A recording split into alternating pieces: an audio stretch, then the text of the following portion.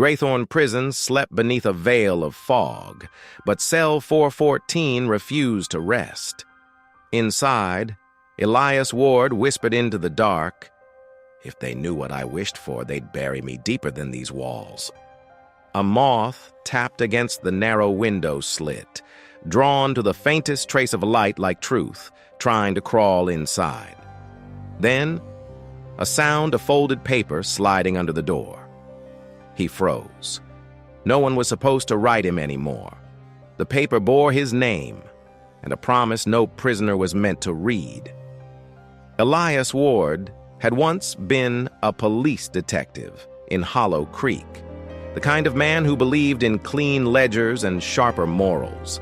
He'd built a life on evidence, order, and the illusion of control until he blurred a single line. One forged signature. One buried file. One innocent life crushed beneath procedure. Now Graythorn held him like a relic of his own failure. 6 years into a 15-year sentence, Elias's days blurred, counted by the hum of fluorescent lights, the scrape of trays, the iron hum of doors closing. He spoke to no one, not to the chaplain, not to his cellmate, and certainly not to himself. Until the letters began. At first, just one, slipped under the door, unsigned. Then another, each written in elegant, patient handwriting. Each one ending with the same haunting phrase, "Your wish is still waiting." It was absurd. He had no visitors, no rights, no one left outside. And yet, something in those letters felt familiar. The fourth letter changed everything.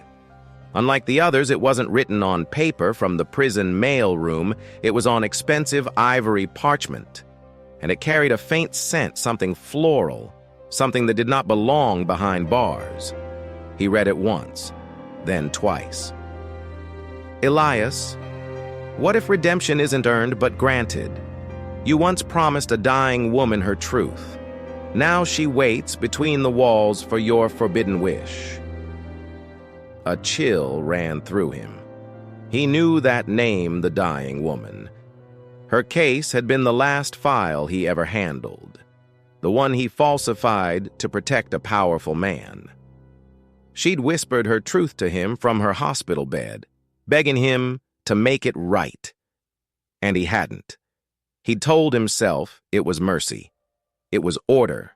It was survival. But that lie had been the chain that bound him here. Now someone else knew.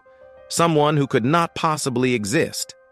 That night, as the guards did rounds, Elias tore open the vent grill above his bunk.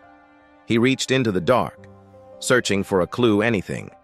Instead, his hand brushed paper and envelope hidden deep inside the wall.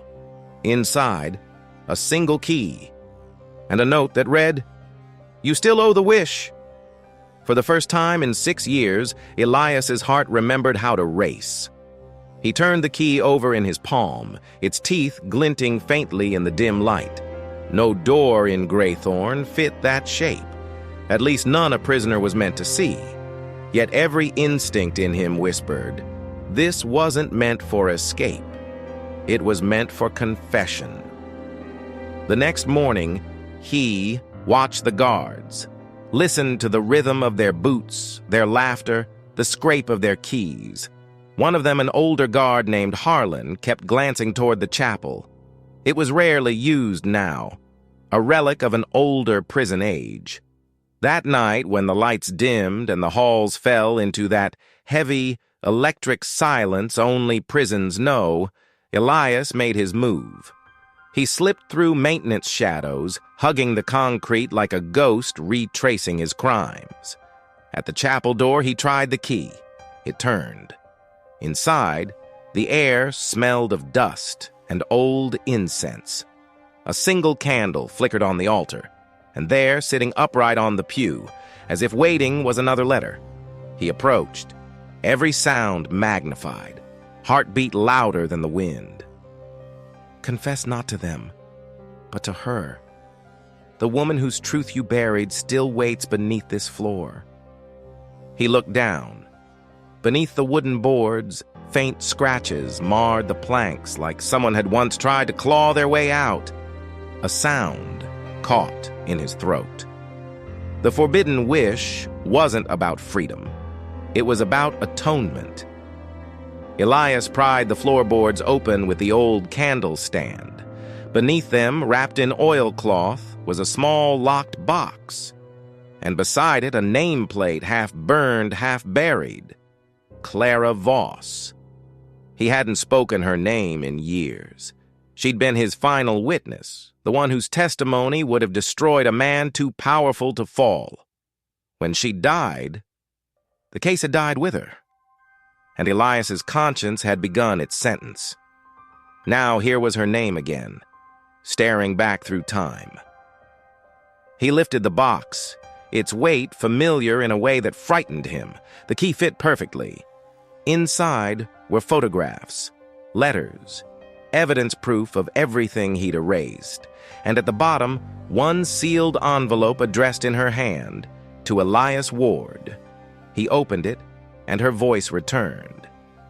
"You told me some truths can't be spoken. But silence is just a slower kind of sin. If you ever find this, you'll know what I asked of you. Don't wish for forgiveness. Wish for courage. Courage." The forbidden wish was never about bending rules. It was about facing them. Elias sat there until dawn, the candle's wax hardening like frost. When the morning bell rang, he carried the evidence to the warden's office himself. The guards surrounded him as soon as he entered. The warden's voice was a slow drawl of disbelief. "You expect me to believe this box came from a ghost?" Elias didn't flinch. "Believe what you want. The truth's in there." They searched the chapel, found the opened floorboards, the box, the photographs, all real. And that made it worse, because real meant dangerous. By afternoon, Internal Affairs arrived. By nightfall, Elias was back in solitary, stripped of privileges, the cell colder than ever. But for the first time, he didn't care. He'd told the truth. And yet, something didn't sit right. When he looked at the last photograph again, the one of Clara, he saw something in the background. The edge of a prisoner's uniform. A hand on her shoulder. His hand. Someone had taken that picture from inside Graythorn, meaning the letters weren't from the outside at all. They were from someone here, someone who wanted him to confess for reasons far darker than redemption. The next night, the door to his cell opened. No footsteps, no guard calls, just silence. A figure stepped in. Harlan, the old guard. He looked pale, trembling, like a man haunted by what he carried. "I'm the one who sent the letters," Harlan said quietly. "I knew Clara. She was my sister." Elias's breath caught. Harlan continued, voice cracking. "She forgave you before she died, but she wanted you to face it, to feel it. She said you were a good man who made one wrong wish." Elias stood there, every chain inside him breaking, one by one. Harlan handed him a folded letter, Clara's final one. "When you tell the truth, Elias, don't do it for me. Do it for the man you were before the wish." Tears came not of sorrow, but release. Elias had spent years trying to undo the past, but maybe the forbidden wish was simply this, the right to forgive himself. A month later, Elias Ward's name appeared in the morning paper. Conviction overturned. Ex-detective's evidence sparks major corruption inquiry. But by then, he was gone. Released quietly, without ceremony, into a fogged morning, much like the one that had first swallowed him. He paused outside the prison gates, feeling the world's cold breath against his face. In his pocket, the last letter. He unfolded it one final time. "Freedom isn't the end, Elias. It's just another cell you have to learn to open? He looked back once at Graythorn, then ahead at the road, vanishing into mist. The moth from his window fluttered past him, wings catching the first light of dawn. He smiled faintly. "The prisoner's forbidden wish," he whispered, "was never to leave, but to finally live." And the fog closed behind him, gentle and unjudging.